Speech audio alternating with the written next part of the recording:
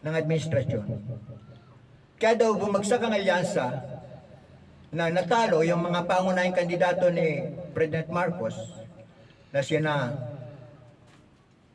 Benor Abalos, Manny Pacquiao, na may bigat na mga pangalan yan, mga minamal, nangatalo.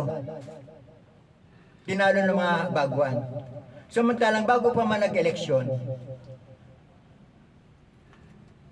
kumbinsido na ang sambayan ng Pilipino na itong mga bata ni former President Duterte, sina Bato de la Rosa, sina Bongo, at iba pa, talagang walang kabuhay-buhay sa eleksyon. Maging ito si Amy Marcos, walang kabuhay-buhay sa eleksyon, hindi boboto ng mga tao. Sapagkat bistado na sila kumikiling talaga kay BP Sara Duterte. Ngayon, isa sa katibayan ko na nagkaroon ng daya sa eleksyon, itong resulta mga minamal, itong resulta ng eleksyon. Ito si Bongo, na kilalang kalyado ni Duterte, number one senator. 26,912,697 votes. At itong si Bato de la Rosa, number 3. Mga kinasusuklaman ito ng mga taong bayan. Sapagkat yung kanilang pinuno, si former President Duterte, nakabilanggo na sa ngayon sa ICC. At kasunod nito si Bato de la Rosa. Hindi mananalo talaga, hindi mananalo sa eleksyon. Pero nag-number 3 si De La Rosa. At pagkatapos, ito si Pia Cayetano, Amy Marcos, Lito Lapid, Camille Villar, mga kilalang Duterte, Super Duterte, mga minamal. Nagsipasok. Ito si Rodante Marcoleta, 2 beses tumakbo ito ng pagkasenador. Parating kulela sa survey, hindi, ang isa, mag-withdraw na nga dahil alam niya wala siyang kapanapanalo eh. Bakit nga biglang nag-number 6 siya? Kagulat-gulat. At isa sa, magtataka kayong mga minamal. Itong boto ng dalawa, si Camille Villar at saka si Lito Lapid, parehong-pareho ang kanilang boto. Isipin nyo, number 10 si Camille Villar, number 11 si Lito Lapid. Anong kanilang boto? Ang boto ni Camille Villar, 13,578,736. Ano naman ang boto kanyang Lito Lapid, number 11? Boto ni 13 million, katulad ng Camille Villar, 13,578,736. Parehas. Ano ito? Lukuan? Ni wala mang nabago ni isang numero. Parehong 13,578,736. Boto nila pareho. Abay, sa loto, tumataya sa sa loto, maparat na talaga, may lumusot na isa. Kapag ka nagdalawa na, may kopyahan ba ito? At parehong nanalo. At kahit na magkopyahan pa, hindi sigurado sila manalo. Pero ano nangyari? 400 megit ang nanalo sa jackpot. Napaglalaki-laki ng premyo, nag-ati-ati. 400 winners. Oh, edi kagulat-gulat, kagimbal-gimbal ito. Nung imbestiga sa Senado, wala rin nangyari. Sa mga investigasyon. Kaya itong boto ni Camille Villar at saka ni Lito Lapid na parehong-pareho, ang numero, 13,578,730 silang dalawa, 736 silang dalawa, kagulat-gulat, kagimbal-gimbal to, na parehong-parehong kanilang boto. Kaya talaga nagkaroon ng malaking dayan dito, mga minaman. At ito si Toby Chanco, nung magsalita, kaya daw ibinoto ng mga mamamayan, itong mga bata ni Duterte, dahil nagalit ang taong bayan dahil sa impeachment ni Sara Duterte. Kung di rin sana in-impeach, sana daw lumusot yung alyasa. Anong kagaguhan to? Anong kagaguhan ito? Ibig sabihin, gagawang sambayan ng Pilipino? Na porke impeach si Sara, kakampihan yung mga mga tagapagtanggol nito. Mga minamahal, matutunan tayo. Kaya dito, walang kasalanan ng sambayan ng Pilipino na nagsilusot itong mga bata ni Duterte, sina Bongo, sina Rodante, sina Bato de la Rosa, Ani Marcos, nagsilusot lahat dahil may daya ito. Mga minamahal. Ano sabi nung Comelec? Nung tinanong siya ng PCRB, bakit nagkaganon? Mas marami pa yung mga overvotes kaysa mga actual voter. Bakit ganon? Kasagot sa government ay programming discrepancy lang yun. Mga minamahal. Wala rin nangyari. Dito sa dapat magkaroon ng manual recount, hindi rin pwede dahil walang budget. Mga minamahal. Ang nadaya, nung nakarang alala na si Duterte naging presidente. Doon, aminado ako, nabudol tayo. Ako, bumoto kay Duterte, sambayan ng Pilipino, bumoto kay Duterte. Nabudol tayo dahil hindi natin alam na masama parang tao ito. Pero ngayon, sa panibang eleksyon, o Comelec naman ang naging kalaban natin, mga minamahal. Bumaha ang pera dito. Pera ng China, bumaha dito. Kung marami kumita sa Comelec, magalit kayo sa akin kung magagalit kayo. Pero walang magagawa. Yan ang totoo. Para sa akin. Para sa akin, yan ang totoong nangyari. Na itong 35 million overvotes na ipasok na sa voting machine bago pa man bumoto mga tao. Ngayon, mga minamahal, tapos na tayo dito sa last election. Ang maliwanag dito, yung kagustuhan ng taong bayan na ialal ang mga kandidato ng Pangulong Marcos hindi lumabas ay hindi dahil sa nagalit ng taong bayan dahil sa impeachment ni Sara. Hindi totoo yun. Tuwan-tuwa nga, 88% nga ng mga Pilipino gustong matuloy itong impeachment nito eh. Ngayon, dito mga minamahal, February 5 yata, nung i-transmit ng House of Representatives ang impeachment case kay Sara Duterte. Sabi ng Constitution, once na may transmit ng Congress ang impeachment case, it is mandatory. Shall forthwith go with impeachment trial. Ano ginawa ni Escudero, ni Quezon? Ano ginawa? That is culpable violation of the Constitution. Na ibinaliwala mo yung 1987 Constitution na shall forthwith start ang trial. Dapat yandan agad. Hindi sinunod yun ni Escudero. One-man team to eh. One-man team. Ngayon, sabi niya, hindi pwede. Kailangan, June 2 na lang, June 2. Start na session ng Senate. Ano nangyari? Pagdating ng June 2, binago. June 11 na.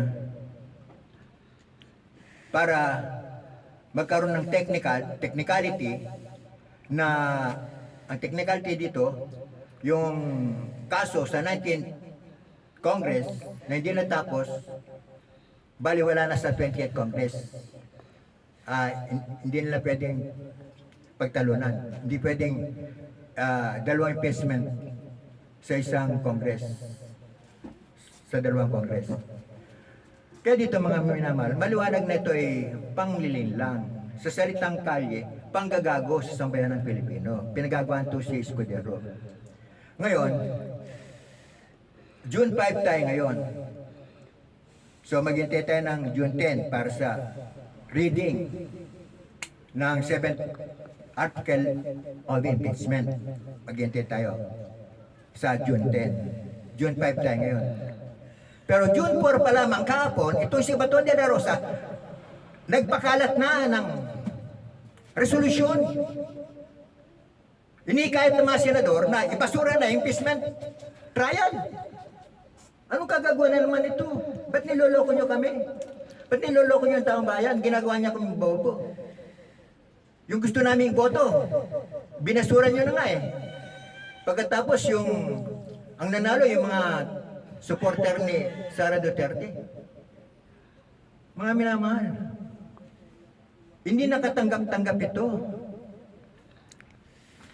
Binabaliwala nyo, binababoy nyo ating konstitusyon, ang ating saligang batas, binababoy ninyo. Garapalang pagbababoy ito.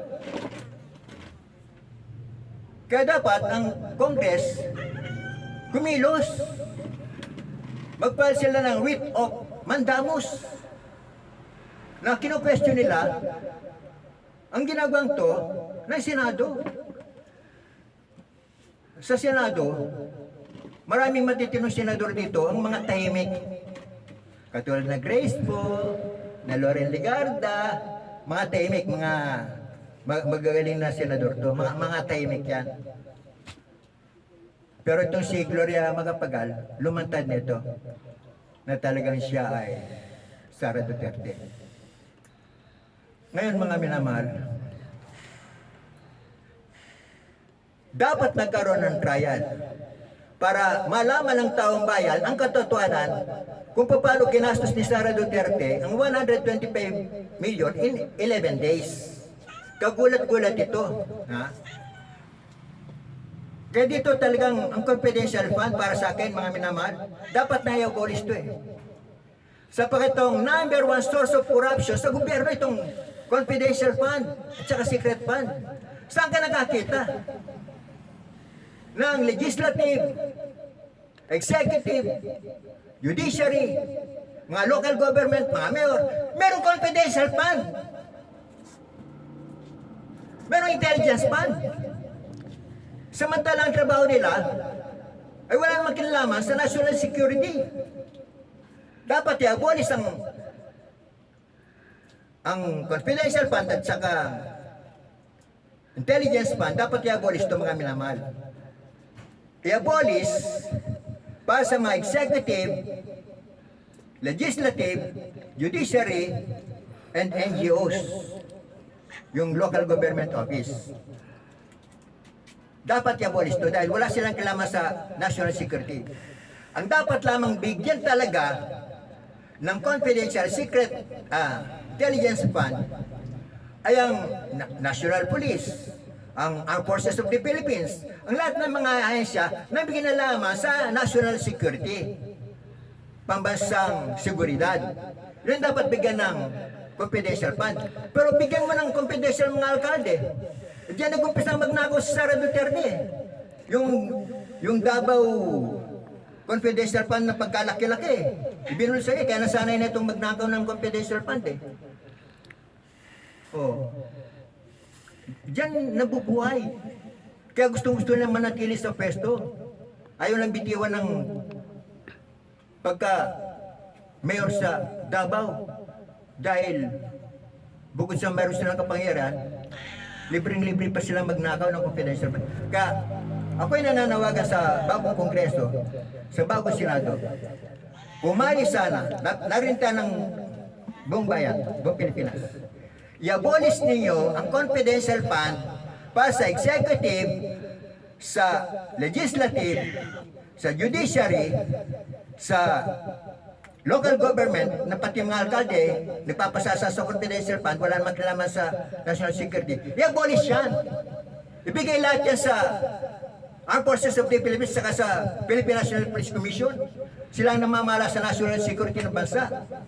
Lahat ng mga may kinalaman sa security, sa seguridad ng ating bansa, yun ang bigyan ng confidential fund. At magbigay ng maigpit na regulasyon kung paano gagastusin ito na talagang dapat mapunta ito sa dapat na paglagyan. Ngayon mga minamahal, bago ako magtapos, kayo mga senador, inaakala nyo na magtatagumpay kayo na patayin ang impeachment trial. Kapag ginawa nyo ito, hatulan kayo ng taong bayan. Sobra-sobra na ang ginagawa niyong panggagago sa amin. Maniwala kayo. Kung ayaw ninyo na magkaroon ng panibagong edge of people power, kung ayaw niyo magkaroon, ituloy ninyo ang impeachment trial. Bala kayo kung i-acquit nyo. Wala kami pakialam kung i-acquit ninyo. Total, nasa numero naman kayo, pwede naman i-acquit yun eh. Sorry. Pero mananagot kayo sa taong bayan. Sapagkat kitang-kita dito na hindi nyo pinoprotektahan ang kapakanan ng taong bayan at ang pinoprotektahan nyo ay ang kapakanan lamang ng isang tao. Saan ka nakakita? Kaso papatayin mo? Meron ba na kayo nabalitaan na kaso? Hindi na nilitis? For the first time, baka ito lang. Sa inabot kong taon na ito, sa buhay, wala pa akong nalaman ni isang kaso na hindi nilitis. Lahat ng kaso nililitis. Para mapatunan kung mali o tama ang ginawa ng nasasaktal. Kung may kasalanan siya o wala, malalaman ng tao. Kung may kasalanan siya, hindi bilanggo. Kung wala kasalanan, hindi palayain. Yun lang naman, dalawa lang naman yun eh. Pero yung patayin mo yung paglilitis, na wala nang litis-litis, napatunan nagnagaw yan eh. Culpable violation of the Constitution, betrayal of public trust. Pabayaan na lang yun. Lilipas din yan. Pag presidente na si Sara, wala na lahat yan. Ano? Lokohan? Gagawin tayo? Mga minamahal. Salot sa bansang Pilipinas ang mga Duterte. Tandaan niyo sinabi ko. Salot sila sa ating bayan. At ang lahat ng mga salot sa ating bayan, mga anak ng Diablo. Tapatan tayo, mga anak kayo ng Diablo, mga anak kayo ng demonyo. Kaya ang lahat ng mga nakikisimpatya sa mga anak ng Diablo, huwag niyo sabihin anak kayo ng Diyos, anak din kayo ng Diablo. Yun ang totoo. Mga demonyo rin kayo. Sa mundo ito, dalawang tao lamang uri ng tao. Mga anak ng Diyos, mga anak ng Diablo. Ang mga anak ng Diyos, gumagawa ng katwiran ng Diyos. Ang mga anak ng Diablo, gumagawa ng kasamaan.